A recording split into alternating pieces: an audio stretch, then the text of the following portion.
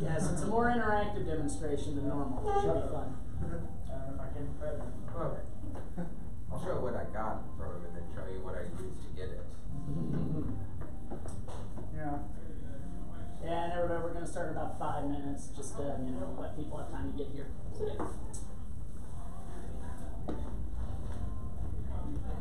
Just so you guys know, you probably both been in the room today, so yeah, I'll do some brief announcements and then I'll introduce you guys. Okay.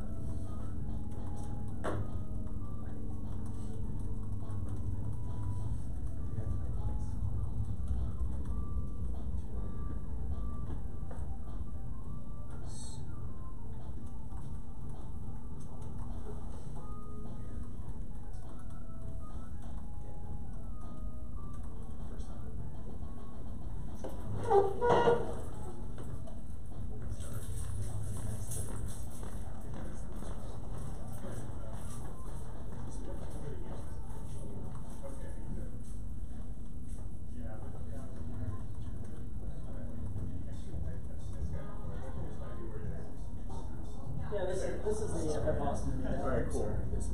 Yeah, actually, I recognized you from the Nerd Night a few months ago. Oh yeah, I did speak at Nerd Night a few months ago. Yeah, that's how I thought this might be the place. It is the place. Welcome. Yeah.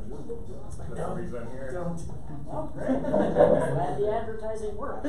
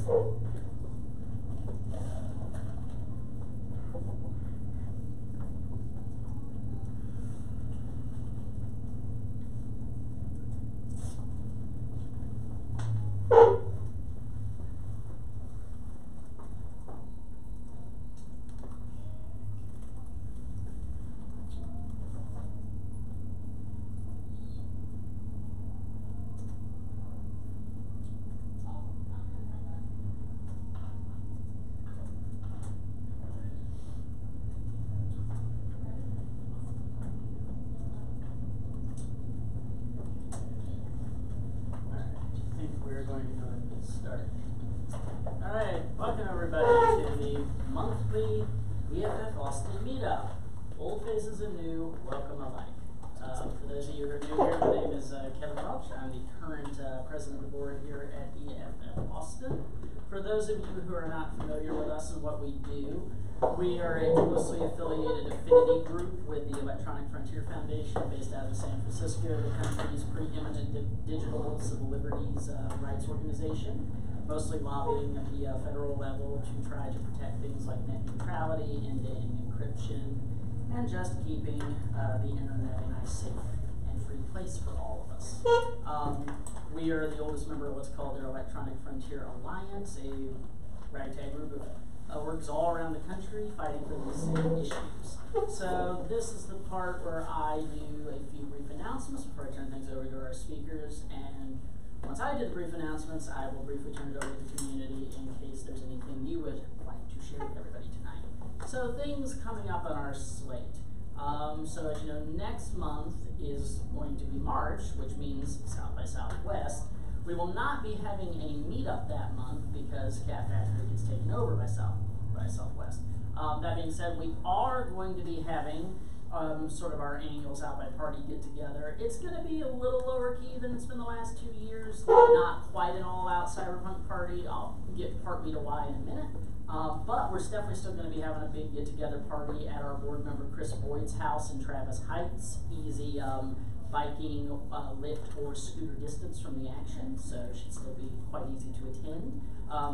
I'm happy to announce that EFF Executive Director Cindy Kahn is going to be in attendance at the party, so might want to try to come if you'd like to meet her.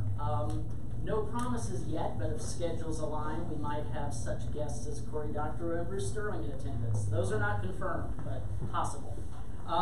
Also, still in the early stages of planning it, but we may also be screening some footage from the Sundance accepted documentary on the surveillance activities of Tiger Swan on pipeline protesters. So if you want to learn more about a nefarious, shadowy Blackwater-esque group and their sketchy surveillance tactics, you should also come to the party.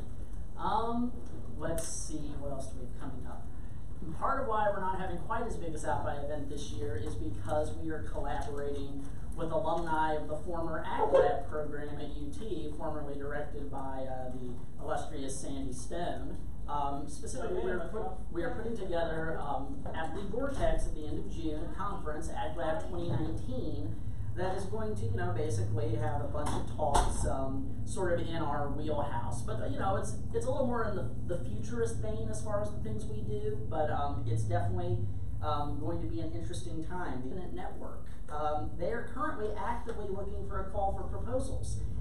Example topics they give include things like reimagining the noosphere of your choice, empathetic technologies, practical politics in the post-Cthulhu scene, rethinking virtual sex, is authentic virtual performance possible, different folk medicine for different folks, real responses to real fascism, and reimagining liberatory tribal systems and the infinite network. If these sound like your wheelhouse, they encourage you to submit a proposal. Also, they're very much AgLab is in the spirit of makerism. If you have a cool thing you've made you would like to show off, you should also submit it.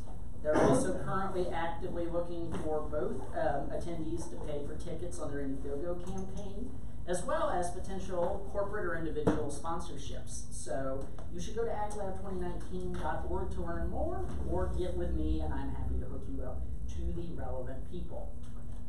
Let's see, what else is on our horizon? For our April meetup, we are probably going to be doing a collaborative meetup with the Journal of Law and Technology at UT Austin, JOLT as it's called. So we're probably going to be co-presenting the meetup that month with them.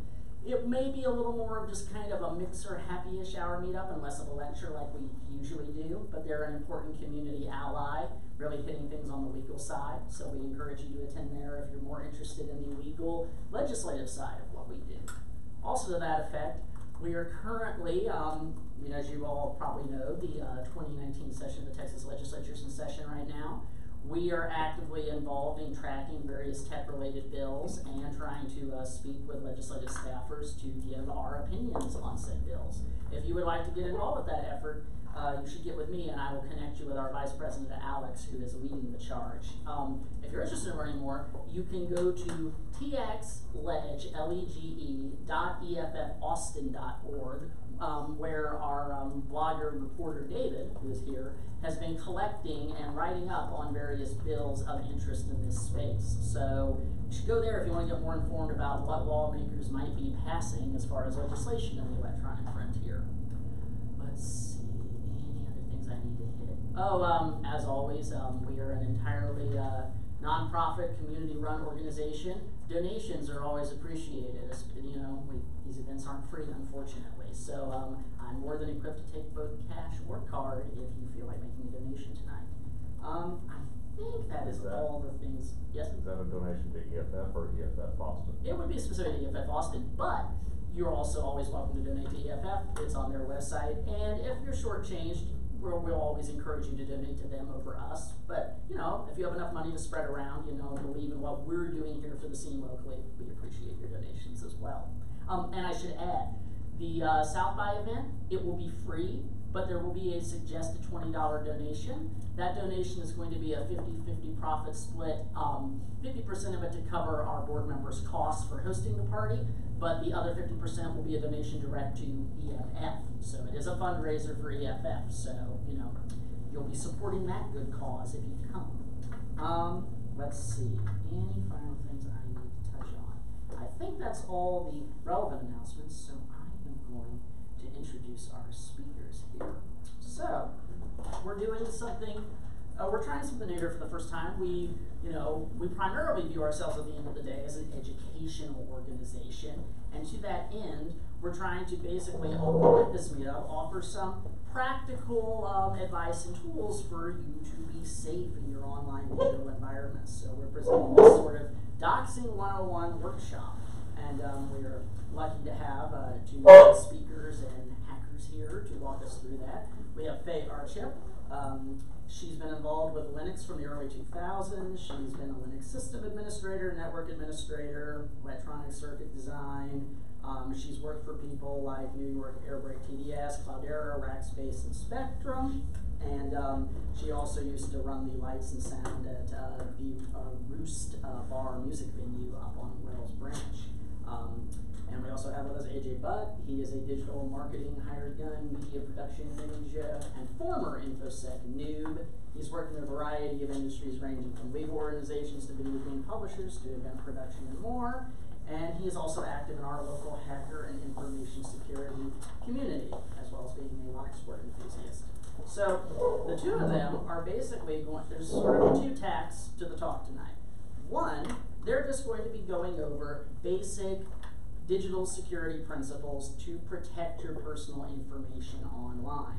They're going to go over things like the history of doxing, ways to protect your online persona from real life, attack vectors, acceptable risk, EFF dice, and password managers. But they're also going to be doing this in the context of a live doxing demonstration. Basically, AJ attempted to dox Faye, and he's going to report what he found out, not all of it, but some of it, as well as ways you can potentially protect yourself from what you found out. So, without further ado, take it away, the two of you. Hello everybody, I'm Faye. Alright. So pretty much what I'm going to be talking about is internet security from the perspective of a user, not really an IT pro. Pretty much what I'm going to be talking about is basically the evolution of doxing from the view of a non. Then we're going to be sidebars into AJ's doxing bee, and we will look at some attack vectors that are most likely to be used.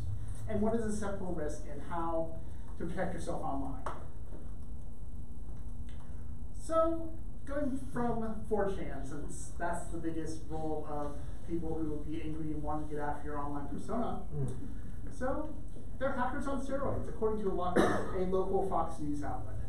They're trolls, they find something interesting, obsess over it, and corrupt it for the wolves. Back in 2006, the site was different, still had most of the boards, but evasions were the norm. You remember the pools closed meme? That was done by 4chan. The raids.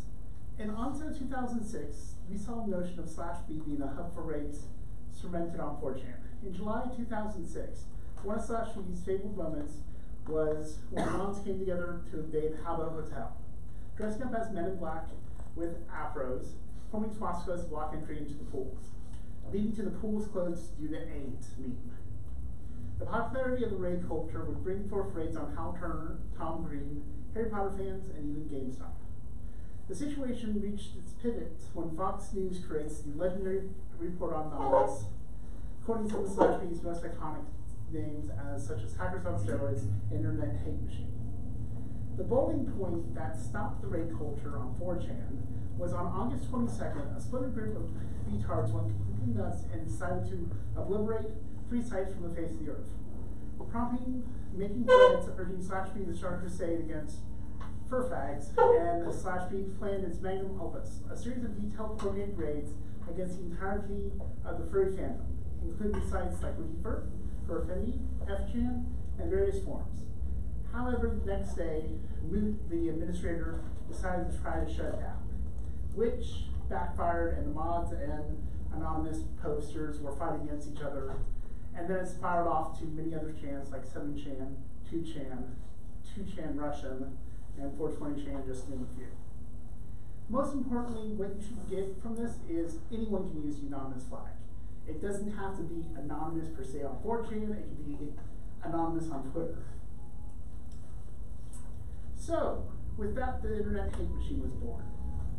So what is doxing? According to Google Dictionary, search for published and private identifying information about a particular individual on the internet, typically with malicious intent. Hackers and online vigilantes routinely dox both public and private figures. Raids. So the old saying on /I invasion boards and /B is, "We are not your personal army," which basically means if something does happen, it's ad hoc because they find it entertaining. And it's not really organized. Major exception of this rule is the Scientology raid known as Project Chanology. I'm not diving into that here, but basically worldwide protests against Chanology. After my presentation is over, AJ will walk through a doxing. So what is acceptable risk? What is PII? Personal Identifiable Information. What do you have out there? As we're going to see from AJ, you can find stuff on the internet easily.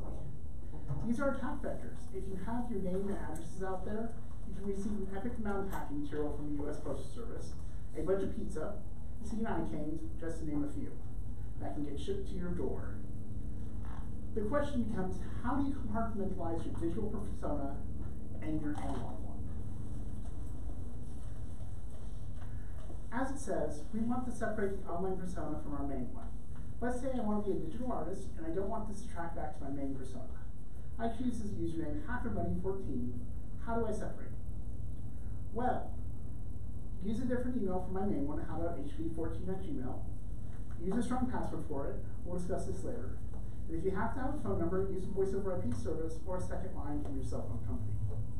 The reason for these steps are to protect yourself from the casual anon from searching your online persona and finding your main identity. So, EFF dice example. Basically, EFF makes an awesome dice package, which is 5 dice, which you can roll and get a word list. And FYI, these are available on the EFF website for, I believe it's $14. So that's another way to support EFF and protect your privacy. Yeah, so here is the word list. Let me see if I yeah, so basically all these numbers, right here you can do Control F and find it. So basically you just roll them. I'm not gonna actually do like a full roll because I don't roll these dice in here. And basically the EFF logo is 1. So 1, 1, 1, 4, 4.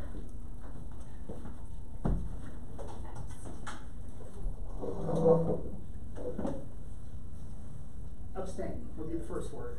Then you just roll it over and over again to get 5 or 6 words. So for example, abstain Austin city limits, etc. could be your strong password. Then you would make a sentence out of it so you can remember it. I'm abstaining from Austin city limits because I don't want to do something, or something like that. Just basically make it mnemonic so you can remember that strong password. Then from that strong password, you can use password managers like LastPass. Let's see, I have a bunch on here. Like basically, it would be like LastPass, Bitwarden, KeyPass, etc. KeyPass is offline. Bitwarden and LastPass are online. You can basically use a strong password, that's the sentence, put it into the field for the key to the vault, and then use random data that the system securely creates to put in your passwords into all of your other systems. So for example, if I wanted to log into my super secret hb14@gmail, I wouldn't use fuzzybunny14 as a password.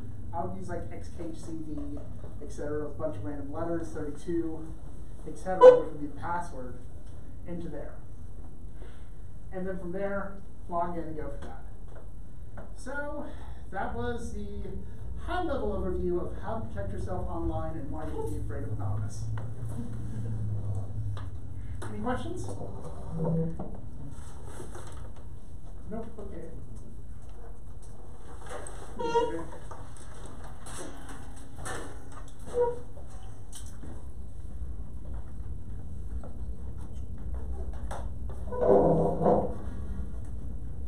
Alrighty, so I'm going to dive a little bit more into how a doxing is done, tools, techniques that are used for it. So we're going to be creeping it real for a few, as I'm doxing Faye Archip. So I want to make 2 very big distinctions, okay? The techniques used for doxing are what are actually called OSINT, or Open Source Intelligence. The definition is right here. This is actually a very big career path. It's part of security assessments that companies do. It covers everything from personally identifiable information to network information, enterprise information, so it's a lot bigger than that. So I'll be saying the words OSINT, but the major distinction is that underlined word there. You can OSINT all day long and it's technically not a doxing. Doxing is basically when you're making all the information public for the world to view. So, first things first is every word is worth 1,000 ticks. So every single little bit of information you come across during a doxing is a stepping stone to the next piece of information. So what I started off with Faye was that Faye's birth name was Jason. Then I had current name Faye, which gave me a little bit more information. Then that username is typically used mostly for sites as well as for personal websites with RainFei, blog site, and then that Faye has an FCC license. So what I found I at one point lived in Arlington, so, but that's not really going to matter all that much. So what I found in about an hour: first name Jason Robert Archip, birthday 07/01/1987, possible phone numbers, which is actually going to be a VoIP number. Then previous addresses. Also, did you shift between multiple apartments? No? Okay. So, but this is where verification of information comes in later on. Childhood address, which is actually still where Faye's parents live. Domain registration email used for several different domains. The specific server, which is running, I actually found what's running on it, which is Apache. It's its web server and its version. Specific sites that have leak sensitive data and passwords for Faye tied to this email. So Adobe, B2B USA Business, Kickstarter, LinkedIn, MySpace, and the passwords for these were actually found as well. Okay, I hope you've changed. I've changed them. So, very important thing, make sure, when I say keep your password safe, if I have the password to your email, I have the keys to the kingdom. So 2FA is very important, having strong passwords, and pay attention whenever there's any type of breach on sites like this. It's very important. So, also, sites where the username RainFei is used. This does not mean that they are all Faye.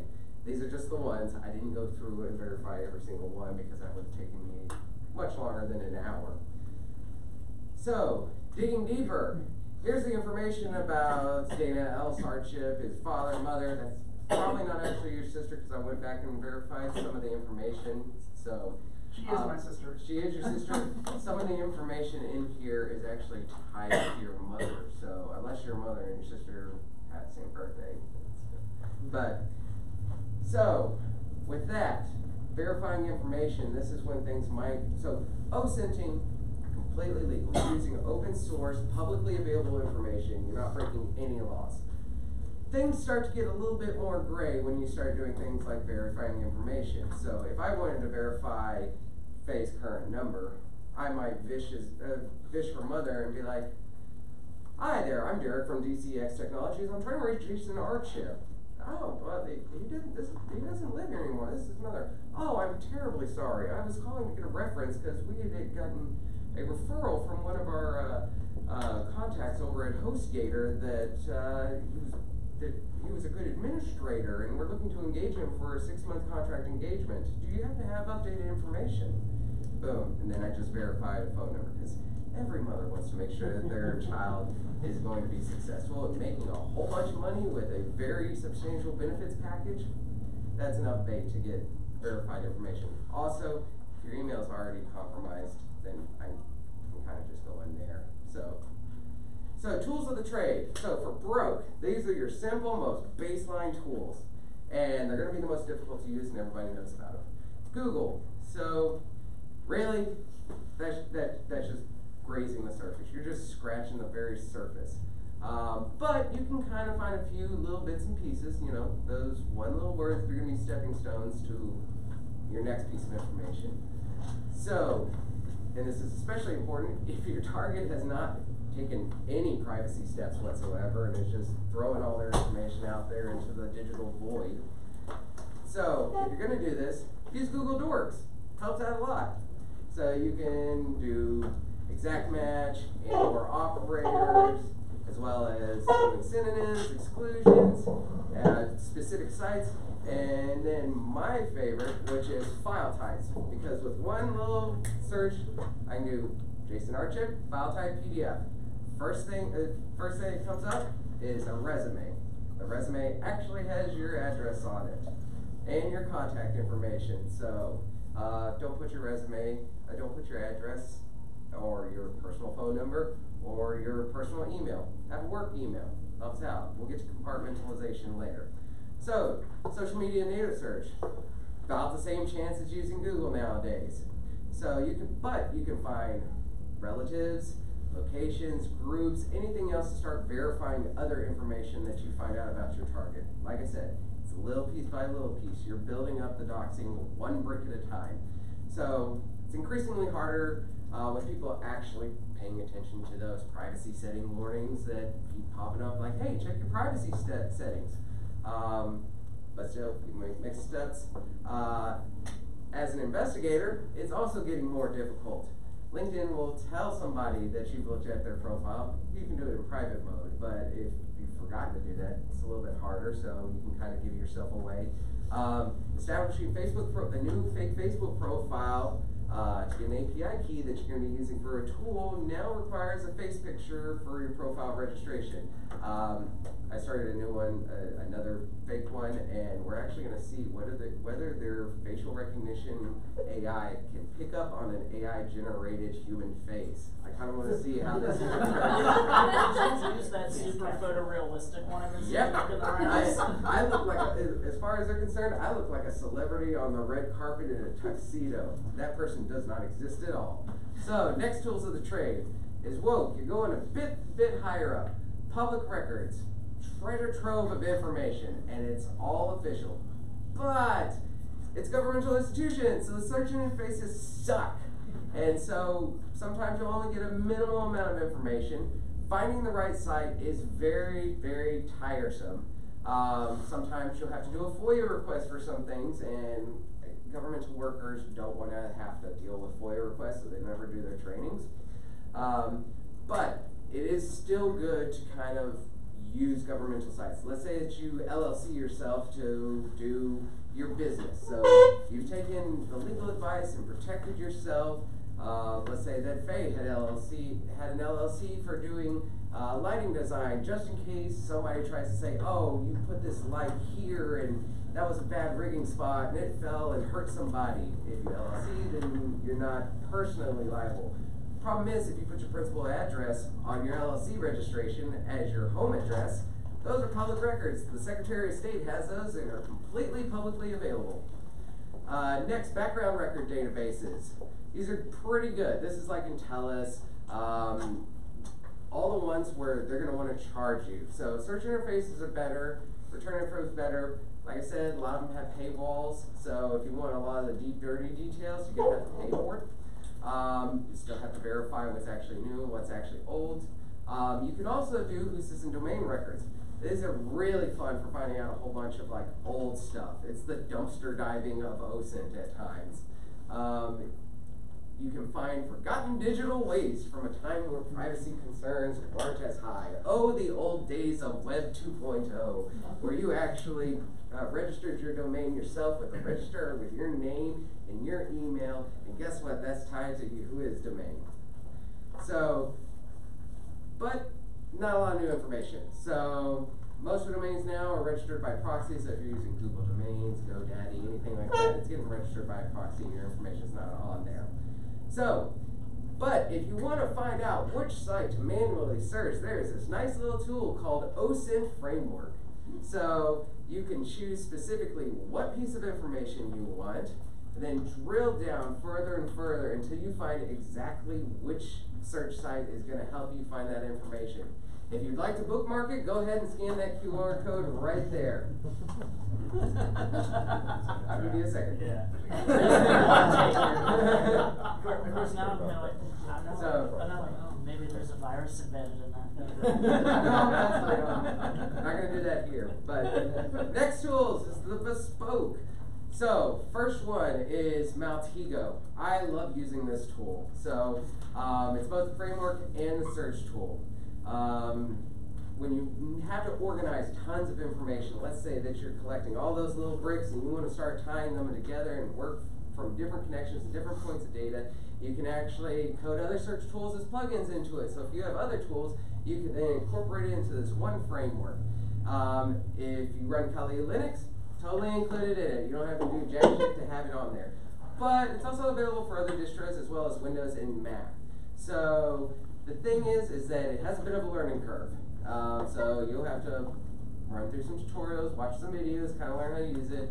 Some of the transforms and search tools are free with the community edition, but not a lot of them. So the Pro edition definitely has a lot more tools to work with, and it's definitely a professional tool. So learning curve, but in essence, you're turning this into this.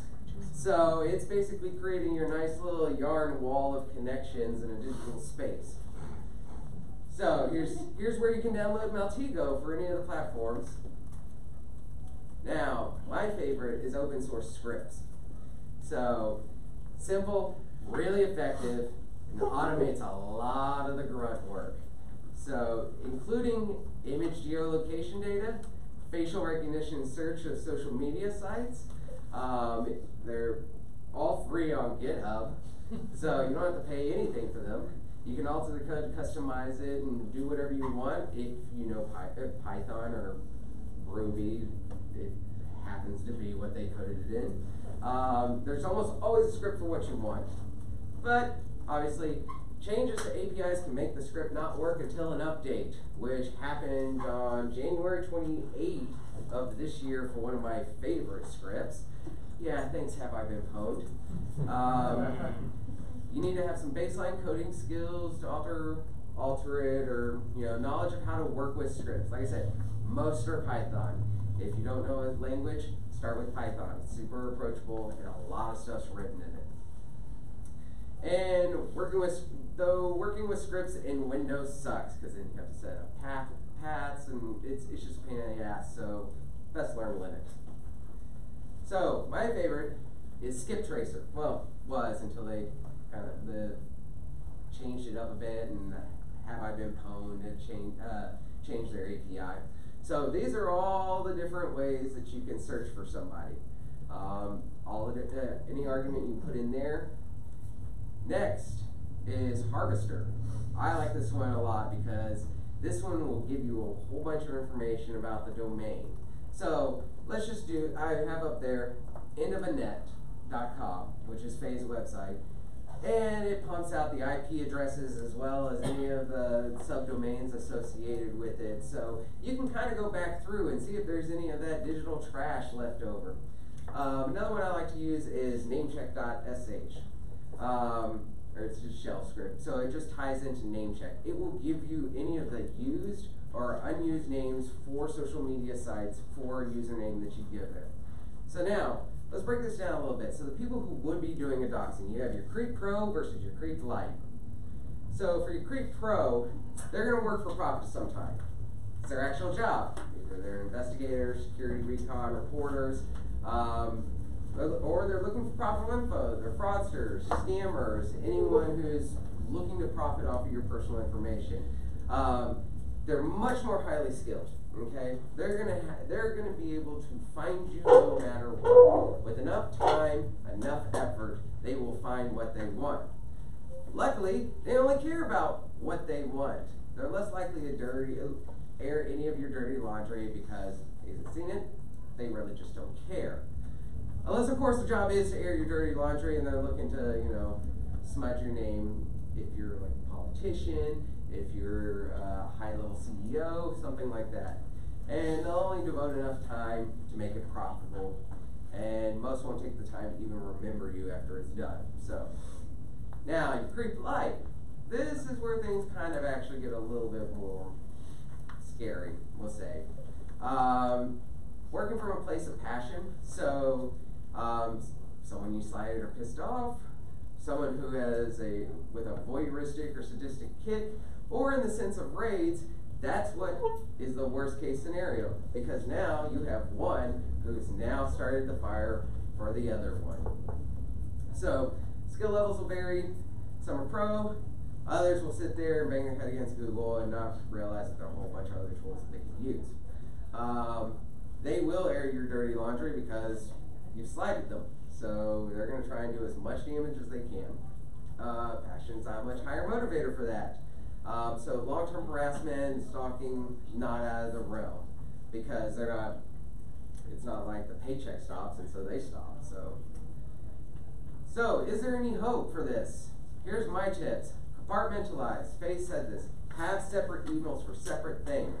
So have your professional email, your personal email, the email you sign up for, you know, stupid little newsletters.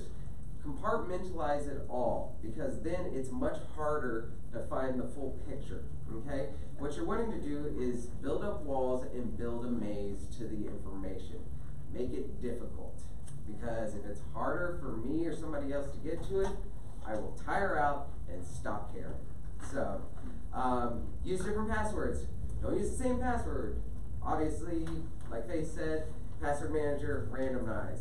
Clean up your trash, close old accounts. Don't be done on social media. Bought a new house, don't post a picture of the street address visible. And this is completely separate from doxing. Don't post a picture of you holding the key up front of your house, all right? I can look at it. I know what the width of a quick set key is, and using proportional lines, I can impression and cut a key that perfectly matches your house. Don't do it. Same for your car. Don't post a picture with your license plate. As you can see, skip tracer, I can just pop in that license plate number and DMV records come up. And now I know exactly who has the title to that car. Remove geolocation data from your profile and image metadata. Don't post where you're at. I like if you're posting from the same coffee shop like every single morning at like 8 a.m. about the latte you got, I can kind of figure out about the area that you live in, and it helps with verifying your home address based on the other information that I have. Send yourself from every now and then. See what you can find. See how hard it is to find yourself. Most importantly, opt out. This one you're really going to want to actually scan and write down. Okay.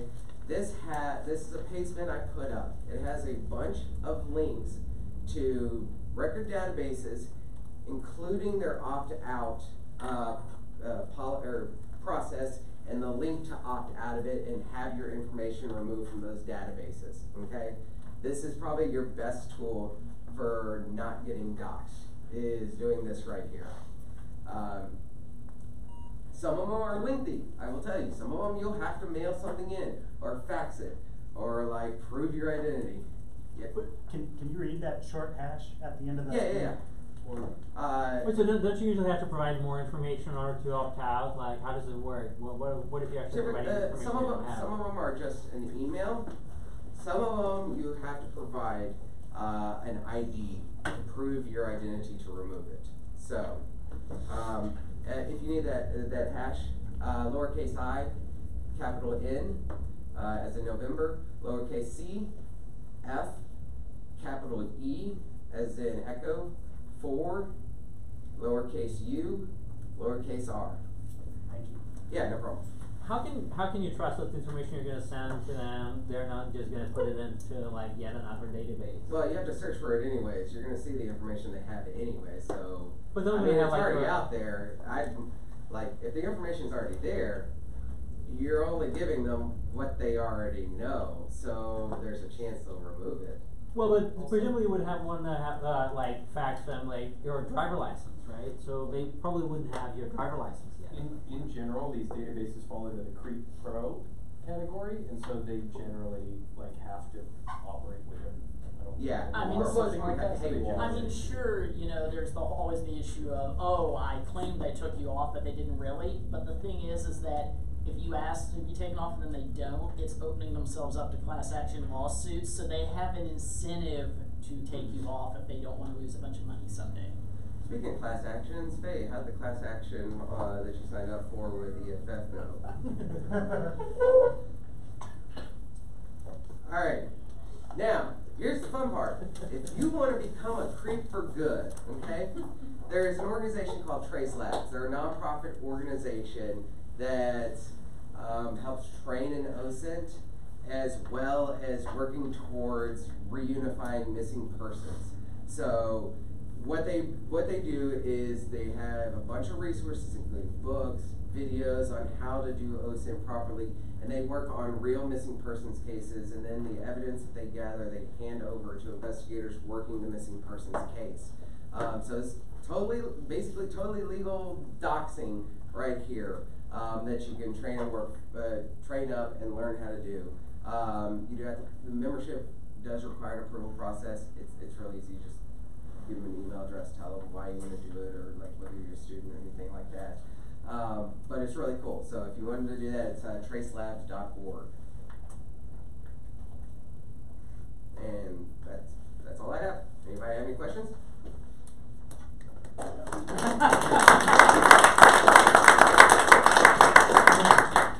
you follow Michael Basil at all? What's that? Do you follow Michael Basil? He runs the website untitled.org. No, I don't. So so the list that you have there is really good because it's the big people search sites. He's got a really exhaustive list that's like a 100-page PDF with all the same information with all the names and shit. But I think that one's probably linked in there because there's one link that actually goes to a whole bunch of others. I just didn't want to create like a wall of text for a paste bin. It says a ridiculously comprehensive list of databases, I think is what I put on there. And then do you follow Bellingcat? No. Just I'm a nerd for this. I'm just geeking out with these. But these guys do like foreign intelligence, foreign open source intelligence, and they have like been able to dox like find camps for the Syrian government and the rebels and shit, and other people. Anyway, If you write those down for me, Yeah. I'll definitely give them a check out. Yeah. I'm always looking for stuff to. Could you spell it? What? What's that? Could you repronounce it or spell it? yeah, Bellingcat, BELLINGCAT.com. Yeah, man, you and back. So, most people who have social media profiles have no idea about any of this, or even how URL works, or much of anything else. How do you talk to people about raising awareness about this? How do you, what are your arguments you use? How do you, try to frame it? What are your techniques for raising both awareness and education about this? So your biggest hurdle to get over in getting people to care about their privacy is to get them to stop being lazy. Get them to stop being lazy and actually putting value into their personally identifiable information. Because the biggest hurdle is being like, hey, you need to use a complex password. That's too hard. I can't remember all of that. Or I want to use a password manager.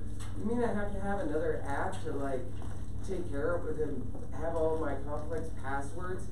It's getting them to really care. The next hurdle is most people are like, well, I mean, I don't really have anything that anybody wants. It's like, no, do you have a bank account? Yeah, you got something I want, or you got something somebody else wants.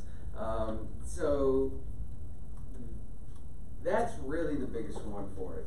And getting them just to sit down and teaching people, if you don't know, if you're going through privacy settings and you don't know what something is, if you have a smartphone, you literally have the world's information at your fingertips.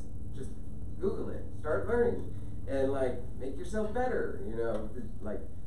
You're using social media day in, day out, every single day.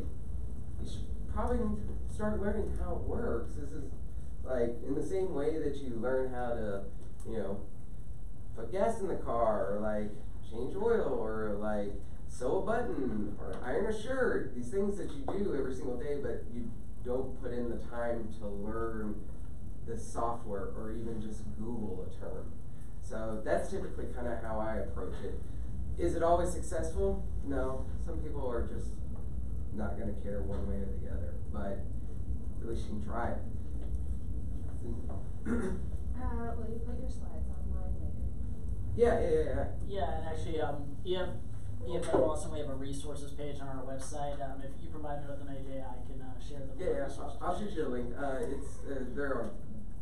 I just put them on Google Slides anyway. So. Yeah, because I definitely, I will definitely be perusing the video if we don't get those slides, because I'm sure a lot of the people here want those names. Yeah, no worries. Any other questions? No? What's your beef with Have I Been Pwned?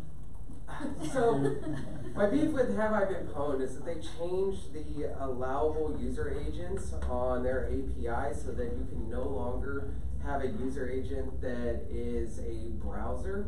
So if your tools are specifically doing get and post requests where they're using a browser as a user agent, it automatically blocks it. And since Have I Been Pwned is run by Cloudflare, it's like, come on, dude. So if you're running an app, like an iOS native app, or you're running an Android native app, apparently that's totally cool in their eyes. But if you're doing browser requests to their API, it immediately blocks it. I mean, do they still allow using a tool like Postman or something? I haven't used Postman, but like. I mean, Postman's awesome. You can basically send direct post payloads to any URL. So it's Or just very Python fast to do request it. with the. The request won't work. Here, But you can change the user agent, right? User agent's so ridiculous. I went through I'm it. guessing you tried this Here. and you're still mad, so. See, alright, let's see here, we'll do this. Who wants to have Skip Tracer dox them right now? That's an inviting question, yeah. I don't want this to be recorded on YouTube, no thanks. Alright, so. Turn off the cameras. Yeah, we are live streaming. Yeah. If you wanna see it, let's see here. But you, like, have you tried to change the user agent with Python Yeah. requests and that didn't work? Wow.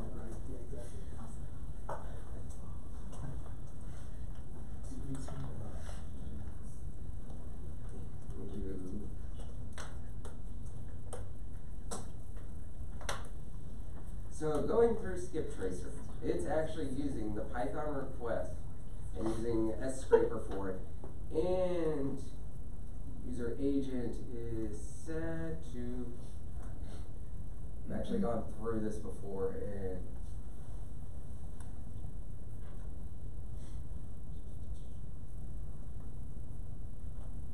it might not have been this one. It might have been Pwned, which was a different tool that I was trying because Skip Tracer was no longer working.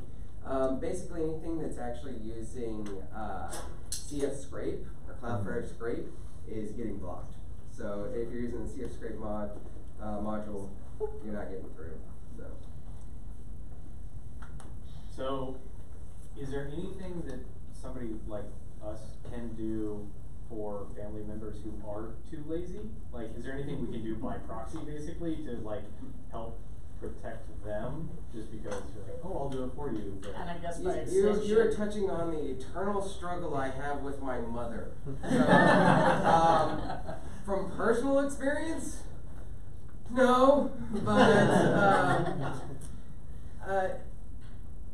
I mean, what I'd say is just be like, hey, why don't I help you out with a bunch of your internet stuff? I'll make it run well and keep you safe. You won't get any of those nasty viruses on your computer. Just say viruses, because that scares them like crazy.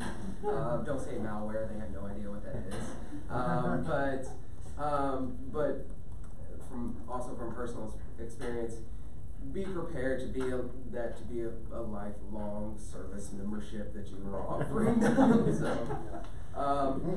as far as things of doing it for other people, not really. I mean, I still say sit down with them, show them, like, download my slide deck, use some of the tools, and show them what can come up that anybody can find.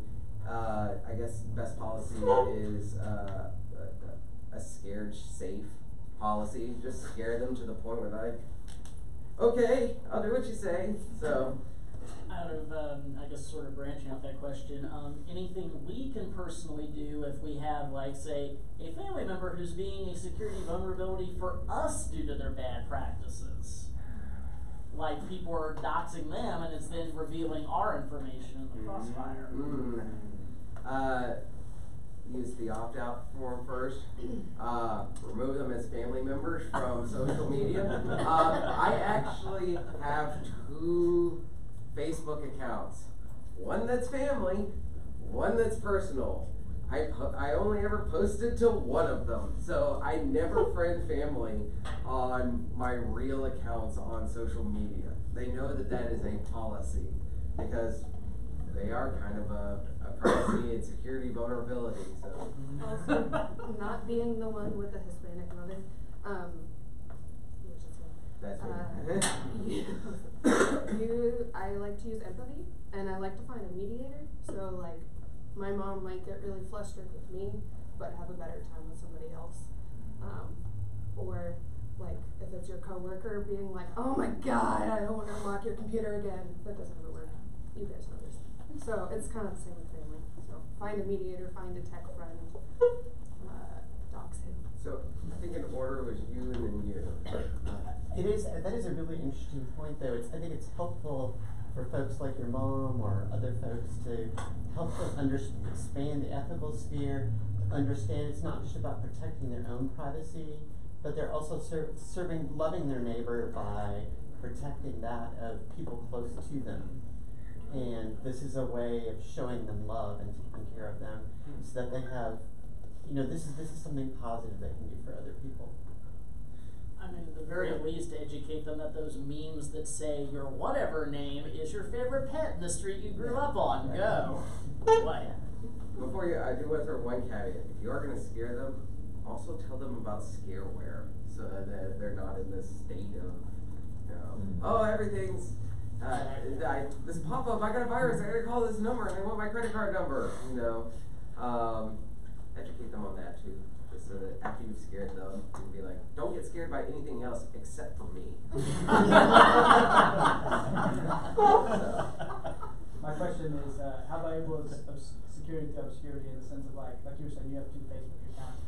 Is that like, if you take that out broader and have, 87 digital personas, is that really helpful or is it kind of easy to put? Well, I mean, if you're compartmentalizing all of them, then maybe, but then it's just, if you're having that many,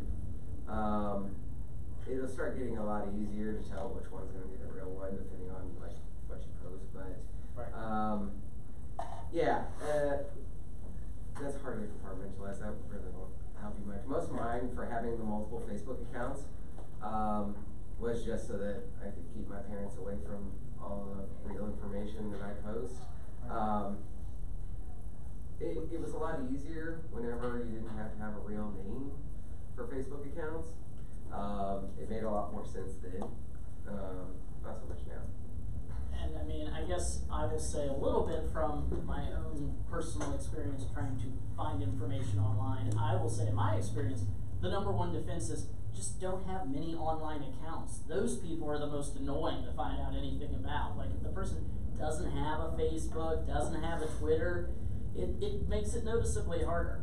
And I guess one other asterisk I will say is going off the public records thing, that's a gold mine. Like just to give an example locally, if you want to know about somebody and you can't find out much about them because they're not on social media, go check the Travis County Appraisal District website. You'll find out a lot of useful information. I will give you a personal anecdote about using that. So there's a dog in my neighborhood that habitually gets out and always comes to my house for some reason. Like this dog loves me. And I had taken care of her one afternoon. I was like, I don't know whose dog this is. I got like my roommate's dog leash and just kind of started walking around the neighborhood to see if I could find somebody. Found them. They were driving around and like, here's your dog, it's cool. I was like, oh, thank you. The next damn day, that dog is out again. And so I'm sitting there, I'm like, what was her name? Okay. So I know she's in this area. I know that she is a Mary Kay consultant because it was on the back of her car. I know what color car she drives. You know what? I'm just going to pull up every single Mary Kay consultant, and then I'm going to pull up the Williamson County Appraisal District and start going through all of the deeds to see whether one of them is to somebody who is a Mary Kay consultant. Unfortunately, she rents, so like. But if you own a house, like if I know where your Starbucks is, that you go to every single day at 9 o'clock, I probably know a good 5-10 miles in which you probably live, and I can pull up the county appraisal district and look up the deed that has your name on it. So. I guess I have one final question for you. Do you have recommendations of, let's say, you actually do get an online mob after you because, you said something that /B doesn't like, that offends their delicate sensibilities, and now they're sending you death threats everywhere, including in the real world. Do you have any tips on how to make it stop? So, any type of harassment online, I have one rule. I rock out with my block out. I will block people at the drop of a hat. And you know what, no. If you're on Twitter and you say if you're a dick, I don't have time for that, blocking. With death threats, most of them are not going to be valid. So, at the video game publisher, You thought about this. So, sorry. At the video game publisher I worked at, one of my jobs there was, it was EA. So I was part of their social media team, and one of my jobs was whenever they got a threat to one of the facilities online, I was to investigate, find out who the person was, and assess the validity of the threat, then send the information to the physical security team. So, vast majority of them, guess what?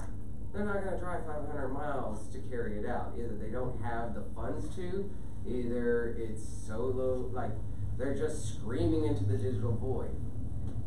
There was one where she was within an hour and a half drive of one of the EA facilities and had been going off for 3 hours online. So that one, at that point, then it's okay. So I'm going to contact physical security. But if you're getting death threats, guess what? You can now start OSINTing them and actually seeing how valid that threat is, or sending the information to the authorities. If you're getting death threats, contact the authorities. If you're getting harassed online, do your best to ignore it. Don't let it get to you. At a certain point, it'll lose steam. The person who is voyeuristic or sadistic is looking to see you suffer. They're looking to see you twitch. They're looking to see you, being damaged. Don't show it, okay? They will run out of steam. The person you slighted, they might not, but their army will dissipate. So. Yeah, basically you want to keep the same message of, oh, this is just normal. Okay, let's move on. Yeah. And I guess I should also say, as far as mass blocking, I'm blanking the name of it, but there is actually a utility out there, and you can probably Google it and find it, that you can mass block Twitter accounts with it. So if you become, or if a mass campaign starts trying to harass your account, you can just block all the offending accounts with this tool. So there is a script out there that will do it, but I'm blanking on the name. Yes, sir. Is there a service that is effective and B, affordable to mere mortals, that can help provide security that you can, like you can with your credit, you can hire credit monitoring services? So one of the links that was in that pastebin, they will do the opt-out for you if you pay. As far as, I guess, the kind of, I don't know of one, because I've never had to hire one myself, and never actually been asked, is there anyone I can go to do my privacy settings? I'm sure any of the security consulting firms that do information. You don't love your mother enough to find her a service? My mother doesn't love me enough to pay for one. That's the problem. I'm sure any of the information security consulting firms would be willing to do that. I don't know what they charge. They're expensive. Are they? It's for businesses. I actually, the password manager Dashlane and their paid version, they have it isn't exactly this, but they have a monitoring service for a number of different, basically if any of your passwords gets revealed, then they'll notify you, any of the passwords that you have through them. And I think their pro tier has more, like, I think it has like identity theft, like insurance or something. Like it's more than that. So like that, I don't think that fully encompasses, like somebody has your driver's license or something, but it's part of it. I would also look into the local communities.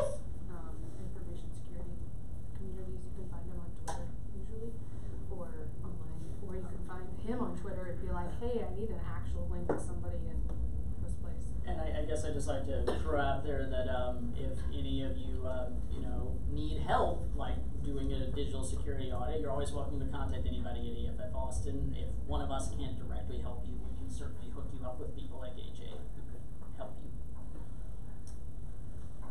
So one of the things that I found is that some of the most important people to talk to about this is advocates in either equality advocacy or something like that. So talking to people who do active protests and things like environmental work or that sort of thing, so unrelated to technology, are specifically often targeted much more often than, say, your mom or something like that. So your impact per unit time spent is probably pretty good with advocacy communities. Right, and I mean, certainly, depending on what you're doing, there are companies and resources out there to help you. Like, for instance, if you are a reporter in a non-US country reporting on stuff that the local dictator du jour may not exactly like, there's a company based here in Austin that we're friends with called the Operator Foundation. They will actually work with you to create bespoke encrypted communication software for whatever your needs are to allow you to conduct your work. So there are companies out there and nonprofits out there who will help you depending on your situation. And you gotta contact communities like this, and the word can get out, and probably what you need can get found. Well, very simple question, but what is a nice way to have, a company which has you can create multiple email accounts. Wait, what's that? Multiple email accounts, free accounts, which are relatively anonymous. Any tips, any experiences people have had? Who should you do that with? What company should you do that with? Yeah, is there a good service to quickly spin up a bunch of fake emails for Well, not necessarily newsletters? fake, but newsletters. targeted. Yeah, for this service, I only want to give out this email. Well, it really depends on what you're using for. For anything like information security related, I use Proton Mail, which is encrypted end to end, except for one vulnerability that came out a while back, but I'm pretty sure they patched it recently. I use Gmail. I have a Yahoo. I have an email that's on my own hosting. Actually, I have 3 or 4 on my own hosting. I have 3 Gmails, 2 Proton Mails, a singular Yahoo that is my just junk. Here, send this crap here. But I wouldn't know which. I don't think that there's a difference between them. Go for the one that's going to have the best security, the one that's not going to get breached. So the one that's actually still profitable, that will actually invest in security audits on a quarterly to annual basis. I wouldn't go with Hotmail or anything that's kind of old or losing profits at this point.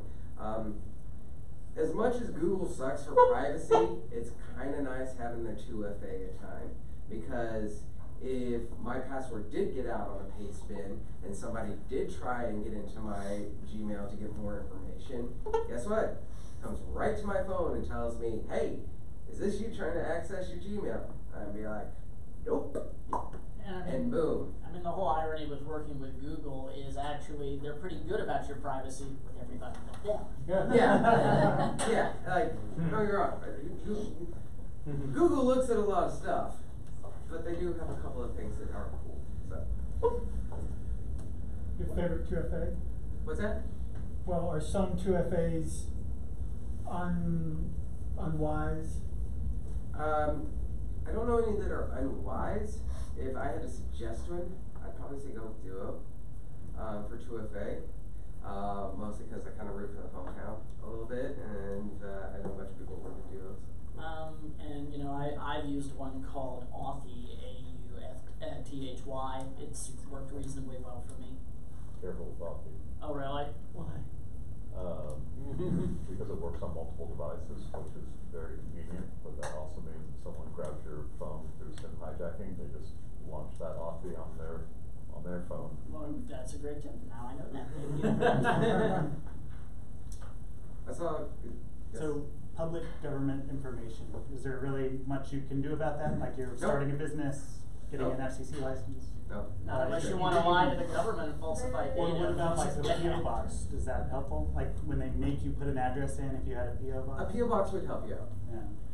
Most government forms won't let you use PO box. Oh. There you go. Right. I think But there are, with now most FCC will. most legal entities like an LLC will let you use a PO box, Yeah. so you can at least do it there. But I think you can't use one if you're buying property or something. Right.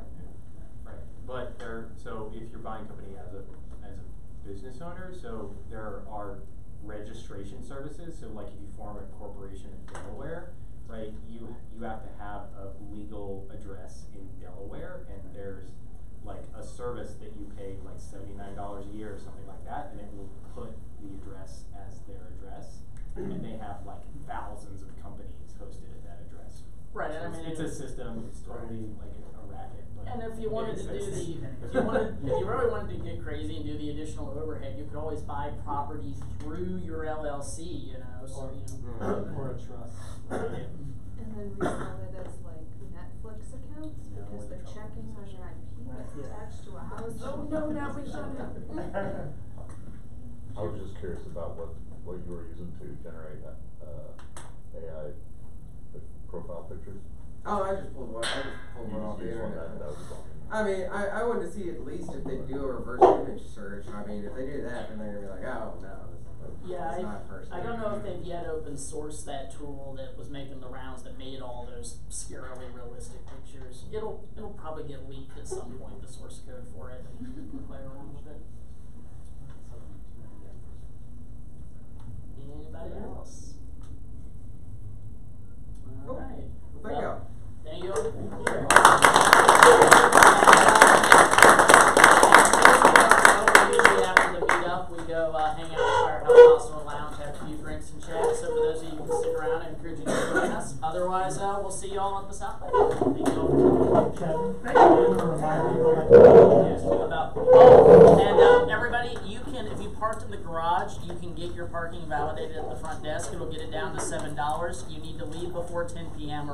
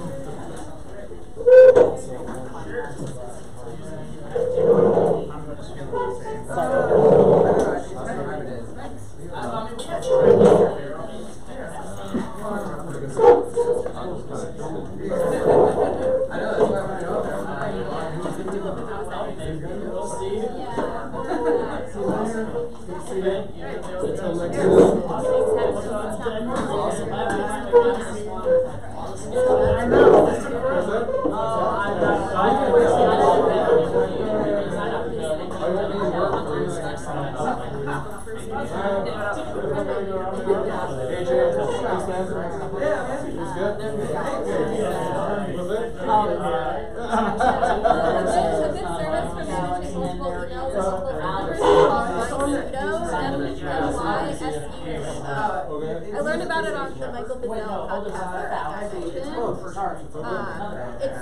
You now have to pay for it. Pretty good. Free anymore, but it's very cheap. Nice to meet you. Thanks for the presentation on the podcast. Yeah, the guys, and David His podcast is awesome. Style, but I've been using Mailbox. search it up and stick it on you guys. It works, you know? Oh, cool. Let me know. Yeah, I'll definitely contact you. Yeah, I'll give you my card. Great.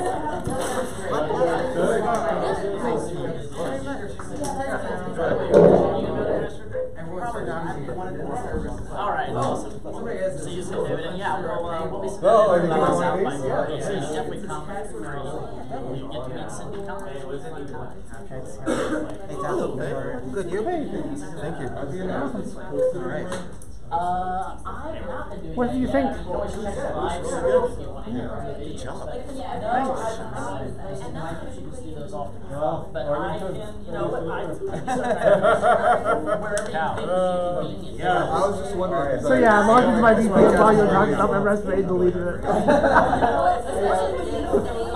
So did you like it? It was great.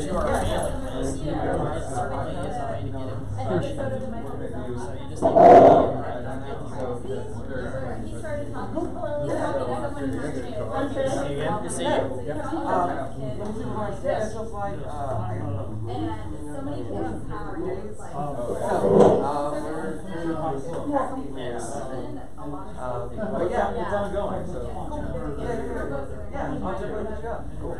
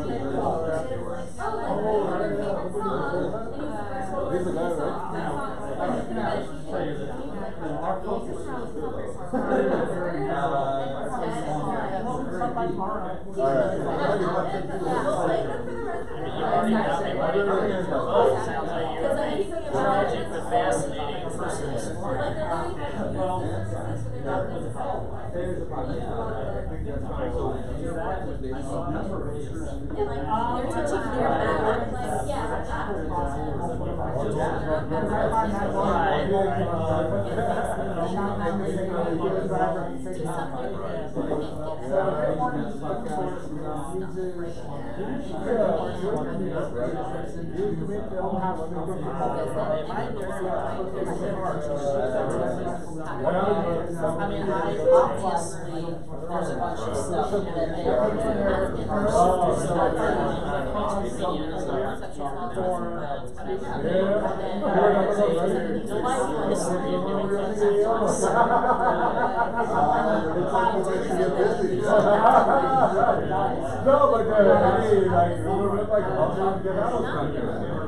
Somebody used the whole system. No, that's all it was.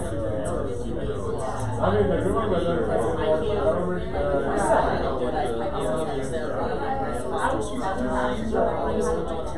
during how many countries?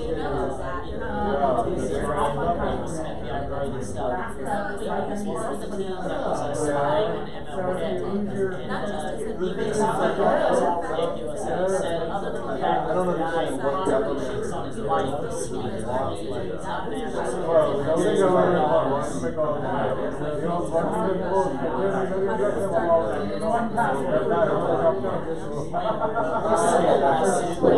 I mean, there's an article by a British guy, expert in volleyball. He was for these. Right, but I get your choice. I mean, he probably You want to get that information. What is actually out there that doesn't you can be accused of conspiracy theory? What is definitely fact?